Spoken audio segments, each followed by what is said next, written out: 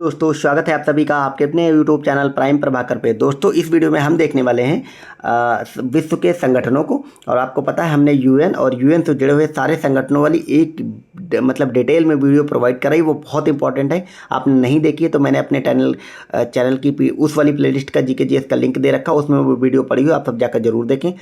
कुछ संगठन रह गए थे उनको हम आज करने वाले हैं, क्योंकि अब जो है उसमें कुछ संगठन इंपॉर्टेंट है जिनको हम देखेंगे। उसके बाद के जितने भी संगठन हैं उनको हम मतलब उनके मुख्यालय वगैरह देखेंगे, क्योंकि उनसे सिर्फ मुख्यालय पूछे जाते हैं।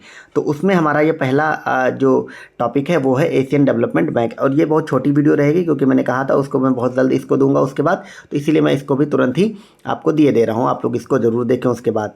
तो एशियन डेवलपमेंट बैंक देखते हैं। सबसे पहले वो क्या है, इसकी स्थापना 1 जनवरी 1967 को हुई थी। इसका मुख्यालय कहाँ, मनीला में। मनीला कहाँ पड़ता है, फिलीपींस की राजधानी है। ठीक है, एशियन डेवलपमेंट बैंक याद रखना, फिलीपींस मनीला में मुख्यालय, 1967 में स्थापना। यूएन की इकोनॉमिक कमीशन की सिफारिश पर यह स्थापित हुई थी।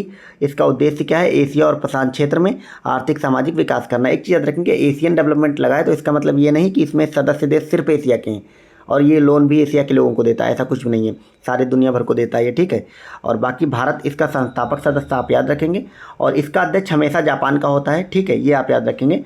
बाकी सदस्यता केवल एशियाई देशों तक सीमित नहीं है। ये सब बातें आपको नहीं पढ़ना, आपको मेनली याद रखना है एशियन डेवलपमेंट बैंक 1967 में स्थापित हुआ था 1 जनवरी, और मनीला में इसका मुख्यालय है। भारत इसका सदस्य है, संस्थापक सदस्य। देख ठीक है, अब देखते हैं एनडीबी। एनडीबी मतलब न्यू डेवलपमेंट बैंक। ठीक है, एनडीबी मतलब न्यू डेवलपमेंट बैंक। इसका फुल फॉर्म आप लोग जरूर याद रखेंगे। इसको ब्रिक्स बैंक भी कहते हैं। क्यों? क्योंकि इसकी स्थापना ब्रिक्स देशों ने मिलकर करी। ब्रिक्स कौन है? ब्राज़ील, इंडिया, चाइना, रसिया और साउथ अफ्रीका। हालांकि अभी ईरान भी उसका सदस्य देश बन गया है।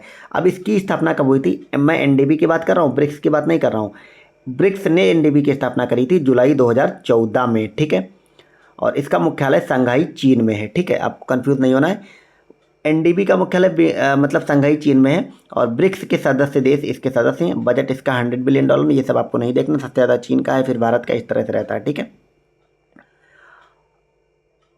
अब हम देखते हैं, मतलब ये सारी बातें जो लिखी हुई हैं इन सब बारों में, ये आपके एग्जाम में नहीं आएंगे, इसलिए काम की नहीं है। क्योंकि मेरा तो प्रॉपर नोट्स है, अच्छा नोट्स है, तो मैं इसलिए सारी चीज़ें देता हूँ। बाकी मैं ये पीडीएफ आपको पता है अपने टेलीग्राम पे दे देता हूँ, तो टेलीग्राम पे ये पीडीएफ दूंगा, तो उसमें सारी बातें रहेंगी। आपको पढ़ना हो तो पढ़ सकते हैं, बाकी आपके एग्जाम के काम का नहीं है। अब देखते हैं AIIB मतलब एशियन इंफ्रास्ट्रक्चर इन्वेस्टमेंट बैंक।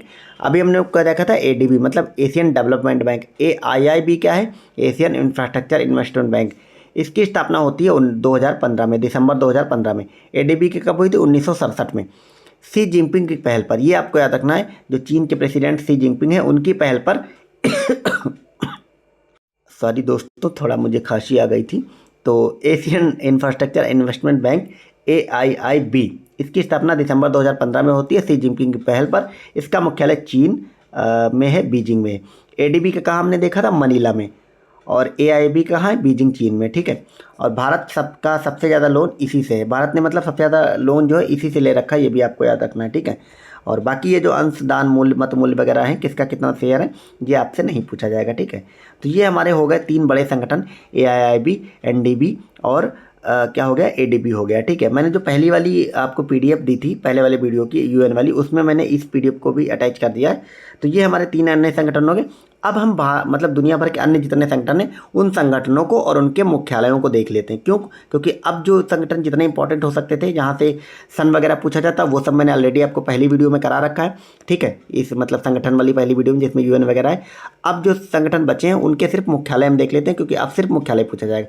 मैं आप लोग ये मत समझिएगा कि मैं उनको कंप्लीट क्यों नहीं दे रहा हूँ, कब स्थापना, वो नहीं पूछेगा सर ने, मैडम या जो भी हैं, वो नहीं पूछेगा आपसे। मैं आपको कोई भी एक्स्ट्रा चीज़ नहीं दे रहा हूँ, इसीलिए आपको सिर्फ उतनी चीज़ दे रहा हूँ जो आपके एग्जाम के लिए काम की हैं। एक्स्ट्रा चीज़ आप पढ़ेंगे, आपके एग्जाम में वो चीज़ आएंगे नहीं, क्योंकि मैंने बहुत अच्छे से PYQ एनालिसिस कर रखे हैं। ठीक है, तो चलिए उन सबको अब देखते हैं। तो ये हमारी इस पीडीएफ की वो रही, आप देख पा रहे हैं, इसको बहुत अच्छे तरीके से लिखा गया। ये सब मैं अपने टेलीग्राम पे डाल दूंगा इन सब की मतलब पीडीएफ वगैरह। ठीक है, तो मिल जाएंगी। और ये तो आप लोग ज़रूर नोट डाउन करेंगे। इसको मैं पिक्स के रूप में भी आपसे रिवीजन कराने को दे दूंगा, ताकि आप लोग अच्छे से रिवीजन कर पाएँ। तो टेलीग्राम जा करके आप लोग तुरंत ज्वाइन करें, डिस्क्रिप्शन में लिंक दिया है, वहाँ पर बहुत सारी चीज़ें रिविजन वाली दी जा रही हैं, और अभी तक दी गई हैं, आगे भी दी जाएंगी। अन्य सब्जेक्टों को भी देंगे, मैथ के फार्मूलाज को मैं आपको दूंगा अलग अलग करके। ठीक है, जो भी आपके एग्जाम में सवाल बनते हैं उन्हीं 10 टॉपिक के मैथ के, ठीक है। फिर हिंदी की मैं आपको कंप्लीट दूंगा पिक्स रिवाइज करके, ठीक है। और इंग्लिश की भी दूंगा, फिर क्लासेस भी जाके चालू होंगे। तो आप लोग उस सब के लिए अपडेशन के लिए मतलब टेलीग्राम जरूर ज्वाइन करें जा करके, ठीक है। तो आप देखते हैं इनके संगठन और मुख्यालय को। गेट हमने ऊपर पढ़ लिया था, जिनेवा में था। अब एक है एमनेस्टी इंटरनेशनल, इसका मुख्यालय लंदन में। एमनेस्टी इंटरनेशनल क्या करता है, ये बहुत सारी रिपोर्ट वगैरह निकालता है, आप सबने देखा होगा, ठीक है। जैसे भ्रष्टाचार सूचकांक वगैरह यही निकालती है। तो इसमें आपसे कुछ भी नहीं पूछेगा, वो सिर्फ पूछेगा इसका मुख्यालय कहाँ। तो एमनेस्टी इंटरनेशनल कहाँ, लंदन में। एशियाई विकास बैंक अभी हमने देखा, एडीबी कहाँ है, मनीला में। दक्षिण पूर्वी एशियाई राष्ट्रों का संघ आसियान जो है, इसका जो मुख्यालय है वो जकार्ता में, आप याद रखेंगे। जो भी 10 देश हैं दक्षिण पूर्वी के, हालांकि अब इनके देशों की संख्या 10 से बढ़कर के 11 हो गई है।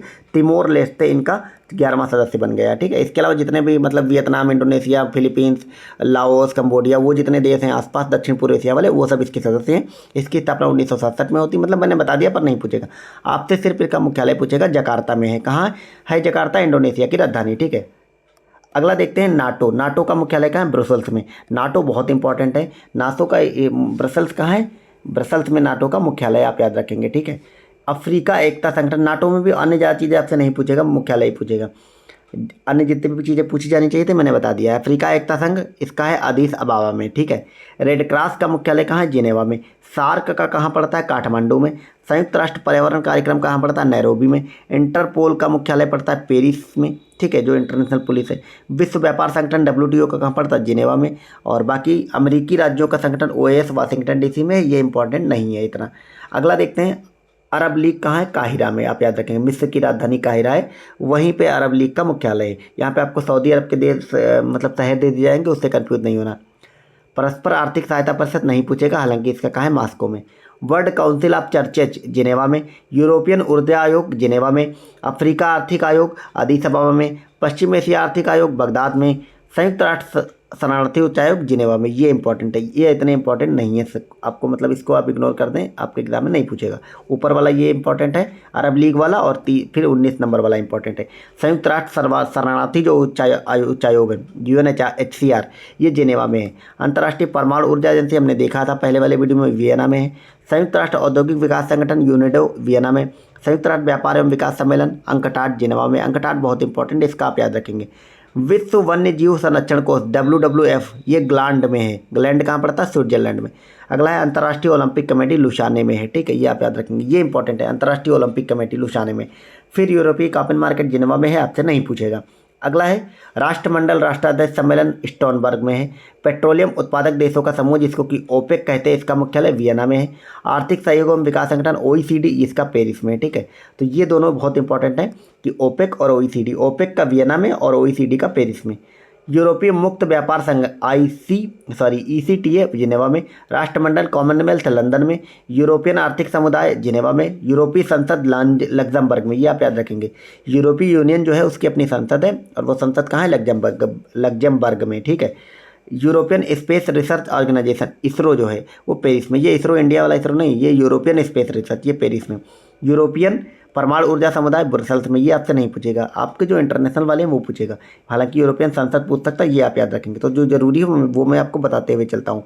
एशिया एवं प्रशांत क्षेत्रों का आर्थिक और सामाजिक आयोग, ये बैंकॉक में स्थित है। यूनिसेफ का मुख्यालय न्यूयॉर्क में है। यूनेस्को का पेरिस में है। विश्व बैंक का वाशिंगटन DC में है, और IMF का भी वाशिंगटन DC में। ये सब हमने पहले वीडियो में देखा था। तो ये हमारे सारे हो गए क्या, विश्व के सभी प्रमुख संगठन और उनके मुख्यालय, ठीक है। तो ये बहुत इंपॉर्टेंट थे, और ये हमारा छोटा वीडियो है, मात्र 8-9 मिनट का वीडियो हो गया। तो हमारे कंप्लीट मतलब 2 वीडियोज़ में, पहला वाला थोड़ा बड़ा था क्योंकि उसमें मैंने डिटेल से पढ़ाई थी, क्योंकि वो चीज़ें डिटेल से पढ़ाने लायक हैं, आपके एग्जाम में क्वेश्चन आती हैं। तो आप सब अपनी तैयारी करते रहें। ये हमारा वीडियो जो है वो छठा का ही एक पार्ट माना जाएगा, 7वें वीडियो का ही पार्ट माना जाएगा, अलग से नहीं है, ठीक है। तो मैं आपको जो कंप्लीट 26 टॉपिक करा रहा हूँ, 5 नवंबर तक हो जाएंगी। बहुत सारे लोग पूछते हैं कब होंगी, और उसके बाद या उसके साथ ही पैरेलल में मैं आपको हिंदी, इंग्लिश और फिर देन मैथ की क्लासेस भी प्रोवाइड करूँगा। आप परेशान मत होइए, मैं आपका एग्ज़ाम तक कंप्लीट सिलेबस, और अभी मैं इसके बाद आपको फुल लेंथ टेस्ट 100 क्वेश्चन के, वो भी मैं आपको प्रोवाइड कराने वाला हूँ। 10 टेस्ट मैं आपको फुल लेंथ कराऊंगा, ठीक है, सारे सब्जेक्ट के। तो आप लोग बताइए ये सब मेरे इनिशिएटिव कैसे लग रहे हैं, बाकी वीडियोस मेरे कैसे लगते हैं, जो भी अपनी राय जरूर दिया करिए कमेंट में, ठीक है। और जो लोग नए हैं, चैनल को सब्सक्राइब नहीं किए, वो लोग भी कर लें, ताकि मेरा चैनल बढ़ता रहे और मैं भी मतलब बूस्ट होता रहूँ, मुझे अच्छा लगे वीडियो बनाने में, ठीक है। मिलते हैं नेक्स्ट अगले किसी टॉपिक के साथ, उन्हीं 26 टॉपिक में से, और बाकी अन्य सब्जेक्ट के साथ मिलेंगे। और धन्यवाद आप सभी का देखने के लिए। Bye bye.